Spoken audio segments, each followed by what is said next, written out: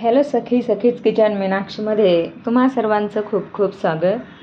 आज मी उपवास स्पेशल वरीची खिचडी किंवा उपमा बनवणार आहे.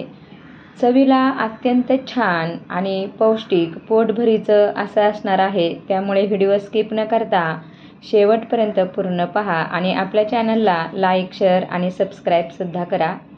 चला तर मग रेसिपीला सुरुवात करूयात. तर कढईमध्ये इथे मी 1 चमचा साजूक तूप घालून घेतलेला आहे. तूप खूप गरम न करता यामध्ये लगेचच आपल्याला थोडेसे शेंगदाणे घालून घ्यायचे आहेत आणि थोडेसे मी इथे ओले खोबऱ्याचे तुकडे करून घेतलेले आहेत, ते सुद्धा घालून घ्यायचे आणि अगदी थोडा वेळ परतून घ्यायचं.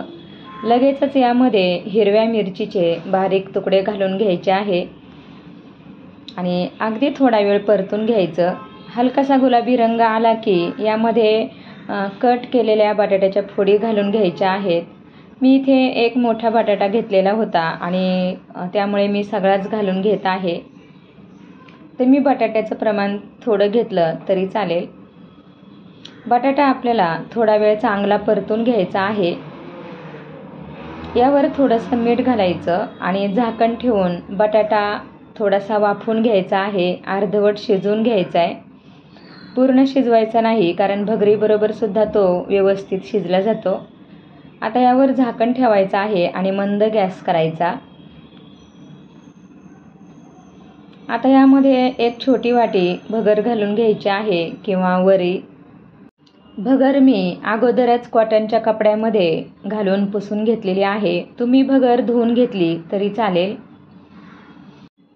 2 मिनिट ही भगर चांगली परतून घ्यायची आहे आणि त्यानंतरच यामध्ये पाणी घालायचं.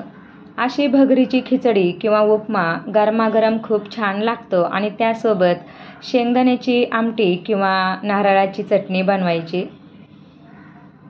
आता यामध्ये पाणी घालून घ्यायचं आहे आणि गरमच पाणी घालायचं, गार पाणी नाही घालायचं. आणि 1 वाटी वरी असेल तर यामध्ये 3 वाटी पाणी घ्यायचं. गरम पाणी घातलं म्हणजे भगर लगेचच शिजायला सुरुवात होते आणि वेळ लागत नाही. सुरुवातीला आपण थोडंसं मीठ घातलं होतं बटाटा शिजवण्यासाठी आणि आता मी पुन्हा थोडंसं मीठ घालून घेतलेलं आहे.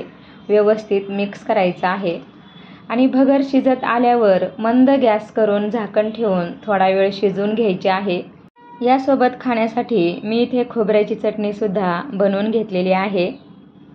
भगर एकदम छान शिजलेली आहे, तुम्ही बघू शकता.